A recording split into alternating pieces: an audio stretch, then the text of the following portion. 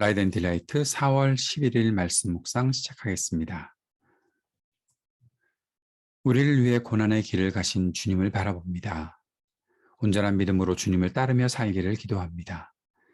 말씀으로 우리를 붙잡아 주시고 성령으로 충만케 하옵소서. 이 세상의 전쟁이 그치게 되기를 간절히 기도합니다. 고통받는 이들에게 치유와 회복의 은혜를 베푸시옵소서. 주님께 더 가까이 나아갈 수 있게 하옵소서. 예수님 이름으로 기도합니다. 아멘.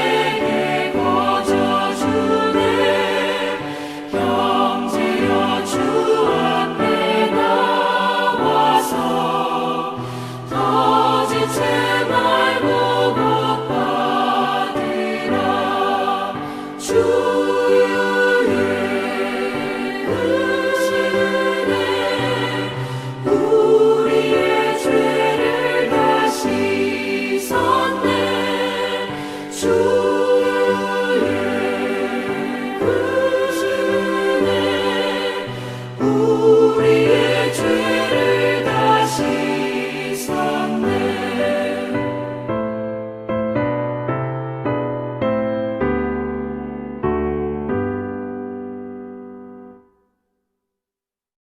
요한복음 18장 1절에서 11절까지의 말씀입니다. 예수께서 이 말씀을 하시고 제자들과 함께 기드론 시내 건너편으로 나가시니 그곳에 동산이 있는데 제자들과 함께 들어가시니라. 그곳은 가끔 예수께서 제자들과 모이시는 곳이므로 예수를 파는 유다도 그곳을 알더라. 유다가 군대와 대제사장들과 바리새인들에게서 얻은 아랫사람들을 데리고 등과 횃불과 무기를 가지고 그리로 오는지라. 예수께서 그 당할 일을 다 아시고 나아가 이르시되 너희가 누구를 찾느냐? 대답하되 나사렛 예수라 하거늘 이르시되 내가 그니라 하시니라. 그를 파는 유다도 그들과 함께 섰더라. 예수께서 그들에게 내가 그니라 하실 때에 그들이 물러가서 땅에 엎드러지는지라. 이에 다시 누구를 찾느냐고 물으신데 그들이 말하되 나사렛 예수라 하거늘 예수께서 대답하시되 너희에게 내가 그니라 하였으니 나를 찾거든 이 사람들이 가는 것을 용납하라 하시니 이는 아버지께서 내게 주신 자 중에서 하나도 잃지 아니하였사옵나이다 하신 말씀을 응하게 하려 함이로라. 이에 시몬 베드로가 칼을 가졌는데 그것을 빼어 대제사장의 종을 쳐서 오른편 귀를 베어버리니 그 종의 이름은 말고라. 예수께서 베드로더러 이르시되 칼을 칼집에 꽂으라. 아버지께서 주신 잔을 내가 마시지 아니하겠느냐 하시니라. 아멘. 예수님은 제자들에게 가르침을 주시고 그 가르침은 13장부터 16장까지 나와 있던 가르침입니다. 그리고 기도를 마치신 후 이 기도는 17장의 기도이지요. 이 모든 것들을 마치신 후에 기드론 시내 골짜기를 지나 올리브산, 감람산이죠. 그 감람나무 숲에 이르셨습니다. 예수님이 거하시는 그 곳을 가룟 유다가 알고 있었지요.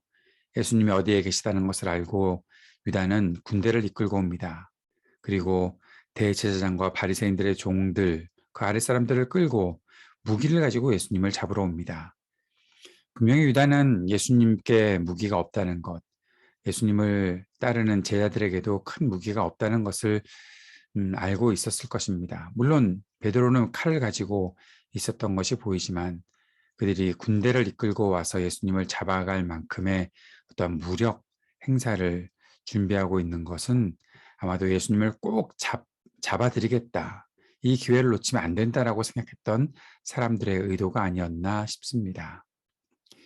예수님께서 잡히시는 장면 중에 사도 요한이 기록한 이 요한복음의 기록에는 특별한 것이 다른 공관복음서와 다른 특별한 것이 두 가지가 있습니다. 하나는 유다가 예수님께 입맞춘 사실이 빠진 것이고 또 예수님께서 자신이 나사렛 예수다라는 사실을 밝히시자 무리가 물러가서 땅에 엎드러지게 되었다라는 이 일을 요한이 기록해 놓은 것입니다. 이 모든 일들은 사도 요한의 그 관점에서 볼 때에는 사도 요한이 밝히고자 했던 그 하나님의 뜻은 이 모든 일의 주도권이 예수님께 있다는 것을 나타내는 장면으로 이해하는 것이 좋을 것 같습니다. 예수님께서 어쩌다가 이렇게 잡혀가시고 무력에 굴복하시고 그렇게 하신 것이 아니라 예수님께서 처음부터 이 일들을 알고 계셨고 또 유다가 그렇게 배신해서 당황해서 예수님이 잡혀가시는 것이 아니라 예수님께서 유다가 배신할 것을 이미 아셨고 유다가 다가와서 예수님이라는 사실을 밝히고 예수님을 그렇게 군대가 잡아가게끔 만드는 장면 속에 유다가 여기에 모든 것의 주도권이 있는 것이 아니라 예수님께서 주도권을 갖고 계시다라는 사실. 그리고 예수님께서 내가 그다라고 말씀하셨을 때 그것에 놀라운 하나님의 권위가 드러나는 것들, 그 무리가 땅에 엎드러지게 되는 이 일들이 어떤 일인지는 모르겠지만 어쨌든 그 속에는 예수님께서 이 모든 것의 주도권을 갖고 계시다라는 사실을 요한은 더 밝히 드러내고 싶었던 것이 아닐까 싶습니다. 십자가의 길은 예수님께서 작정하신 길입니다. 하나님께서 맡기신 일입니다. 그 일들을 예수님께서 순종하며 나아가고 계시는 것이지요.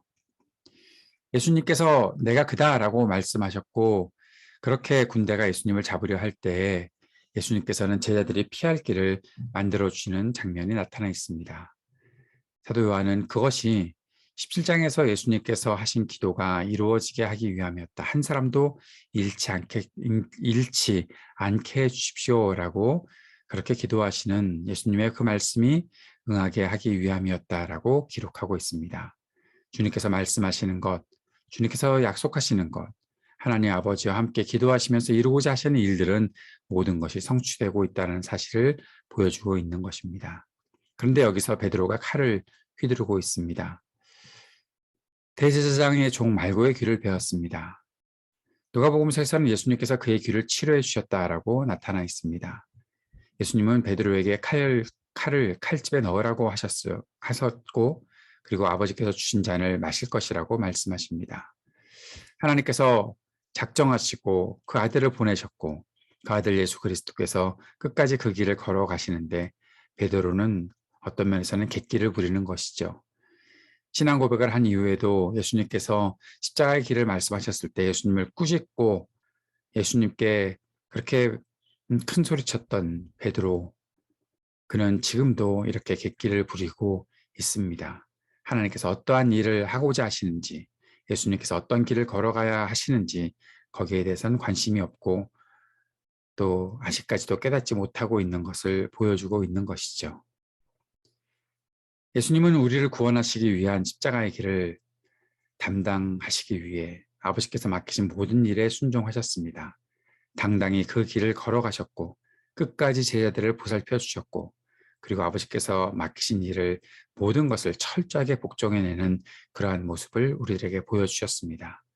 이 말씀을 묵상하면서 우리를 위해 고난의 길을 걸어가신 예수님이 어떠한 마음으로 이 길을 걸어가셨는지 한번 다시 깊이 묵상하고 우리도 그리스도의 길을 따를 때 어떤 마음가짐이 필요한지 한번 생각해 보았으면 좋겠습니다. 당당히 길을 걸어가시는 예수님, 그리고 자기의 사람들을 끝까지 사랑하시는 예수님, 그리고 아버지께서 맡기신 모든 일에 철저히 순종하시는 예수님이 우리가 따라가야 할 그 길을 보여주셨다라는 사실을 묵상하며 고난주간 첫날을 시작하기를 원합니다.